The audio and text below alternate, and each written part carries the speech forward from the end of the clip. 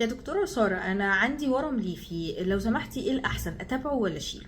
إحنا كنا في فيديوهات قبل كده اتكلمنا عن الأورام الليفية وإمتى ناخد منها عينة وإمتى نشيلها، فشرحنا كتير قوي إيه الحاجات اللي تخلينا نشيل الورم الليفي وإيه الحاجات اللي تخلينا ناخد منه عينة بإبرة قطعة عشان نشخصه وبالتالي نوصل للتشخيص النهائي بتاعنا إذا كنا نتابعه أو نشيله. طب نتكلم بقى في الفيديو ده، لو مش هنشيل الورم الليفي ولو مش هناخد منه عينة هنتابعه ازاي وقد ايه؟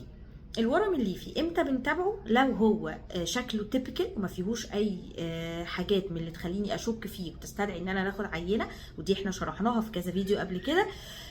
ويكون حجمه اقل من 2.5 سم، يعني انا عندي ورم ليفي صغير وما فيهوش اي علامه من العلامات اللي تخليني اشك فيه واخد منه عينه، اقل من 2.5 سم. اذا انا بنصح العيانه انها تتابع، ما فيش استدعاء ان احنا نشيله، بالذات لو ما كانش محسوس. لو الورم محسوس وصغير والبيشنت عايزه تشيله او المريضه عايزه تشيله، هقول لها حقك براحتك جدا، اللي عنده كيس دهني وعايز يشيله براحته، اللي عنده حسنه وعايز يشيلها براحته. فما فيش منها مشكله ما دام ما فيش ما دام محسوسه. لكن لو مش محسوس اقل من 2 سم ومش محسوس، بقول للمريضه احنا هنتابعه ومفيش مجال ان احنا نعمل له اي جراحه، حتى لو انت عايزه. هنشيله ليه واحنا مش حاسينه اصلا؟ وعشان نشيله هيبقى لازم نعلمه بسلك ومانوفر او عمليه اصعب بكتير من ان احنا نتابعه. طب لو هنتابعه بقى، هنتابعه ازاي؟ انا بقول للمريضه خطه المتابعه بتاعتنا. بنتابع المورم الليفي بسونار كل 6 شهور. يعني احنا عملنا النهارده مثلا في يناير سونار، هقول لها كمان 6 شهور هنعمل سونار جديد. لقينا الورم زي ما هو، يبقى هنفضل نتابعه كل 6 شهور لمدة سنتين. لقيناه ثابت ما بيتغيرش على مدار سنتين، يعني يبقى عندنا 4 سونار، واحد في 6 شهور، في سنة، في 6 شهور، يبقى بقى عندنا 4 مرات ثابته. ثم هقول لها خلاص احنا كده ثابتينه بقالنا سنتين بنتابعه، مش بيزيد في الحجم او بيتغير في الشكل، يبقى نقدر نتابعه كل سنه. تمام. طيب لو لقيناه زاد شويه، يبقى اول مره دي مش محسوبه وهنتابعه، بس زاد مش بالحجم اللي يخليني اخد منه عينه او اقول نشيله. فهقول لها خلاص هنتابع كمان 6 شهور، بس هتعتبر دي اول متابعه ونشوفه ثابت ولا كبر تاني. كبر تاني لا طبعا، يبقى ساعتها هناخد منه عينه ونشوف الاجراء اللي هنمشيه معاه.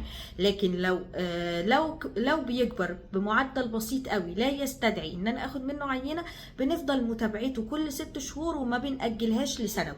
يعني امتى بنأجل المتابعه لسنه؟ بعد ما نتابعه لمده سنتين كل 6 شهور ويكون ما بيتغيرش ولا في الشكل ولا في الحجم. اول ما بنحس بتغير في الشكل او في الحجم بنسبه معينه، بيبقى ساعتها لازم اخد اكشن وما اقولش متابعه، ناخد عينه ونشوف. والكبر في الحجم بيبقى بمعدل اكتر من تلتين حجمه في خلال 6 شهور، ده اللي يستدعي ان انا اخد منه عينه. لكن لو بمعدل بسيط لا يستدعي ان انا اخد منه عينه، ولكن يستدعي ان انا استمر في المتابعه اللصيقه، او يعني على فترات صغيره اللي هي كل 6 شهور، وما زودش فترات المتابعه، عشان لو لقيته تضاعف في المره اللي بعدها هيبقى ساعتها لازم اخد منه عينه. ودي كده ان انا امتى اخد منه عينه عشان الحجم.